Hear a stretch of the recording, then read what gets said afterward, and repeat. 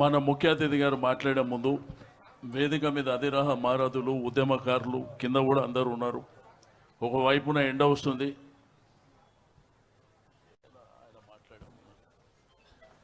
అయితే కొన్ని ఏంటంటే చరిత్రలో కొన్ని ఉంటాయి. అంటే మనము భారతదేశంలో కొన్ని చరిత్రలు పుస్తకాలలో ఉండొచ్చు, ఇవాళ రేపు టీవీ ఛానల్స్లో కానివ్వండి.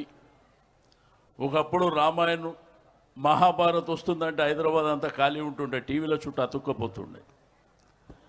అంటే దేశంలో మహాభారత్కి ఎంతైతే ఇంపార్టెన్స్ ఉందో అదేవిధంగా రామాయణంకు ఎంత ఇంపార్టెన్స్ ఉందో, ఈ భారతదేశానికి స్వాతంత్రం అంటే 1947 సంవత్సరం ఈ దేశానికి స్వాతంత్రం రావడానికి బ్రిటిష్ వాళ్ళతోని మరి అనేకమైనటువంటి హింసా మార్గంలో కాకుండా అహింసా మార్గంలో ముందుకెళ్లాలని గాంధీ గారు ఉప్పు సత్యాగ్రహం కావచ్చు, క్విట్ ఇండియా మూమెంట్ కావచ్చు, అదేవిధంగా రజాకారుల పోరాటం కావచ్చు. అయితే ఈ చరిత్ర ఏంటంటే దేశంలో ప్రత్యేకించి మన భారతదేశంలో కొన్ని చరిత్రలు ఉంటాయి. ఒక రాజకీయ పార్టీ పెట్టవచ్చు, ఒకళ్ళు ఇండిపెండెంట్గా కార్పొరేటర్ కావచ్చు, రాజకీయ పార్టీల ద్వారా ఎమ్మెల్యేలు కావచ్చు, ఎంపీలు కావచ్చు. ఇవన్నీ మన దేశంలో సర్వసాధారణంగా జరుగుతున్నాయి. కానీ భారతదేశంలో ఒక రాష్ట్రాన్ని తీసుకురావడం అనేది అది సామాన్యమైనటువంటి విషయం కాదు. మీకు అందరికీ తెలుసు, కేసీఆర్ గారు 2001లో తెలంగాణ ఉద్యమాన్ని ప్రారంభించే ముందు తెలంగాణ ఉద్యమాలు జరగలేదా? 1969లో జరగలేదా? మరి ఎందుకు సాకారం కాలే? ఎందుకు రాష్ట్రంగా ఏర్పడలే? 1972 సంవత్సరంలో చెన్నారెడ్డి గారు తెలంగాణ ప్రజా సమితి అనే పార్టీ కూడా పెట్టిండు. 11 10 మంది ఎంపీలు కూడా గెలిచిండ్రు. ఎందుకు సాకారం కాలే? వాళ్ళల్లో చిత్తశుద్ధి లేదు.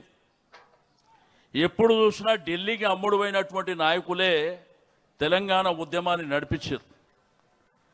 కానీ చాలామంది విద్యార్థులు కానివ్వండి, యువకులు కానివ్వండి, ఆ రోజు ప్రధానమైనటువంటి పోరాటంలో నిలిచిన వాళ్ళు ఆ నాయకులను నమ్మి మోసపోయి అమరులైన. కానీ కేసీఆర్ గారు నిఖారుగా నిలబడి కొట్లాడినటువంటి వ్యక్తి. 2001లో మూమెంట్ని స్టార్ట్ చేసినప్పుడు మనం గాంధీ మార్గంలో వెళ్ళాలి, హింసకు తావు లేకుండా అహింసా మార్గంలో వెళ్ళాలని ఆయన తీసుకున్నటువంటి కార్యక్రమాలన్నీ ఎక్కడ తీసుకున్నా కానీ మీకు సకల జనుల సమ్మె తీసుకోవచ్చు, వంట వార్పు తీసుకోవచ్చు, సడక్ బంద్ తీసుకోవచ్చు, జైల్ బరో తీసుకోవచ్చు. ఇట్లా ప్రజల్ని చైతన్యవంతం చేశాడు. మరి ప్రధానమైనటువంటి రాజకీయ పార్టీలు ఆ రోజుల్లో Telugu Desam party, Congress party, BJP పార్టీని కూడా సచ్చినట్టు ఆ ఉద్యమానికి వచ్చేటట్టు ప్రయత్నం చేశాడు. అంటే దేశాన్ని ఆకర్షించాలి, కేంద్ర ప్రభుత్వం మెడలు వంచాలి, తద్వారా మన రాష్ట్రాన్ని మనం సాధించుకోవాలి. ఎందుకంటే ఆ రోజుల్లో గోస తెలుసు, నీళ్ళ గోస, కరెంటు గోస తెలుసు, ఉద్యోగాల గోస తెలుసు. చెరువు ఉంటుంది కానీ చెరువులో నీళ్లు లేవు. పంట పండించుకోవాలంటే నేను మాట్లాడుతుంది, నువ్వు మాట్లాడినప్పుడు నేను విన్నా, నేను కూడా ఏం మాట్లాడు, నీకు కూడా అక్కడ ఉపయోగపడుతుంది. అయితే